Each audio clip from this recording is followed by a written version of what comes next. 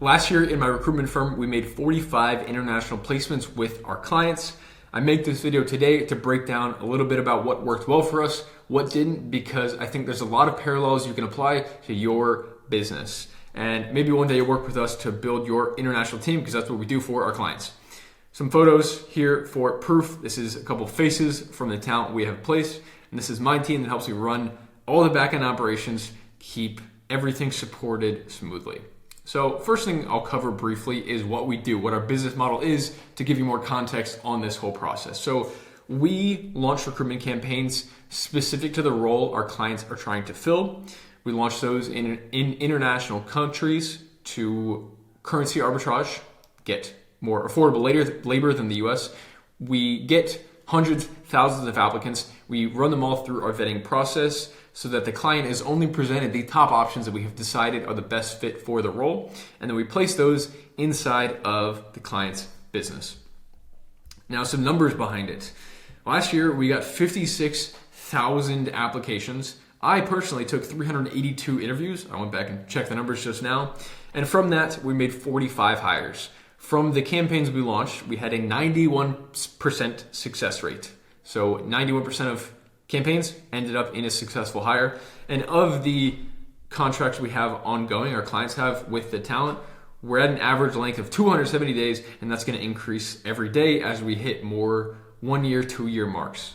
So as it sounds like already, you might have noticed, we do not hire virtual assistants. Some of the roles that we filled in 2025 include sales reps, admin assistants, guest experience, onboarding, product research, business development, and on. These are roles that are crucial to the fulfillment and the back-end operations of the clients that we worked with. These are not data entry VAs. So just because you're hiring internationally, it does not mean that we had to, only focus on ones where it's like 1 + 2. And we launched these campaigns using a few different mechanisms. First would be Facebook ads, LinkedIn ads, as well as I found posting on LinkedIn to be a pretty good talent funnel. Indeed, obvious one. Facebook groups, so niche groups specific to the role where the kind of ideal applicant would hang out, posting it in there. Sending it out to our newsletter. Over the past couple of years, we've cultivated a bit of a newsletter of remote workers that we send it out to.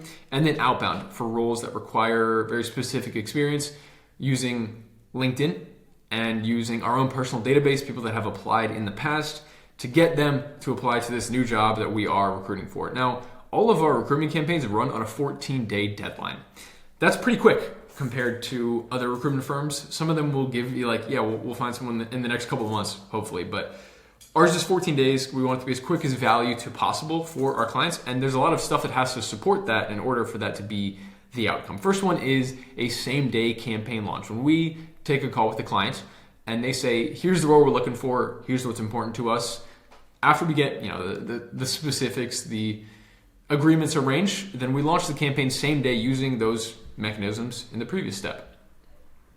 From there, our application process is very quick, but not at the detriment of having bad vetting, but we've just iterated over the years to make it so that it's only the polarizing steps of the vetting process that make it a clear yes or no, not like filler questions. It's very efficient.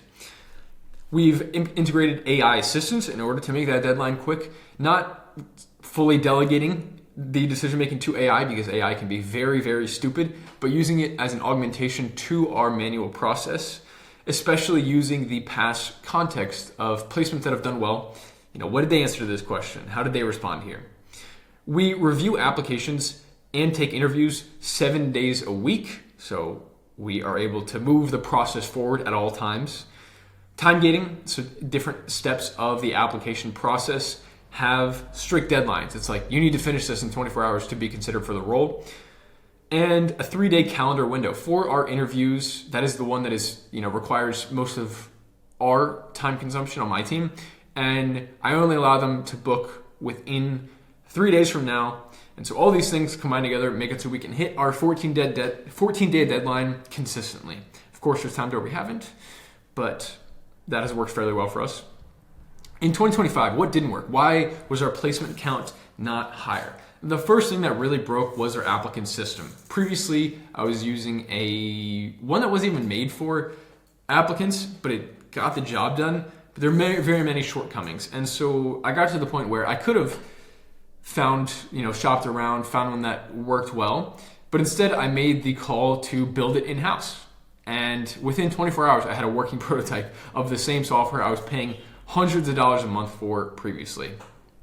It meant I was also able to be very granular on this different features that I wanted, implementing what I thought was going to produce the best outcome, rather than having to wait for like a feature request. What didn't work was having long-ass interviews. I would present options to our clients and they'd be like an hour each, and it felt like they're watching a movie. It's like so much to commit to. So I figured out how to get my interview shorter by focusing on the questions that only, again, produce polarizing answers. One where it'd be very obvious to tell if they were a good fit from these questions, not ones where I kept getting the same answer every single time. Company pivots did not work well for us, not on our side, but on our clients. So this led to several placements being terminated, unrelated to performance because they took a different financial direction. And lastly, scouting in the lowest salary range. Now, of course, we don't hire the $2 an hour talent. That's a mistake. But we did have a little more lenience in the beginning of like the $3 to $4 an hour range. And after running the numbers, I found that the back-end fulfillment required to like filter down to just the good ones was like 3x if I just raised the salary range. And so once I just set a minimum of like, this is the lowest we're going to go, and it produced much better results on all ends. What did work well in 2025 that allowed us to achieve 45 placements was first our success pricing structure, meaning my incentives are aligned to the outcome, to the result. My clients are not paying for my time in the process. Building that in-house software meant that I could implement things that I wanted to see very rapidly. So for example, different AI implementation, AI guards so that people can't just use AI to complete the application process. Client vetting, meaning we don't just take on anyone and everyone that'll give us money.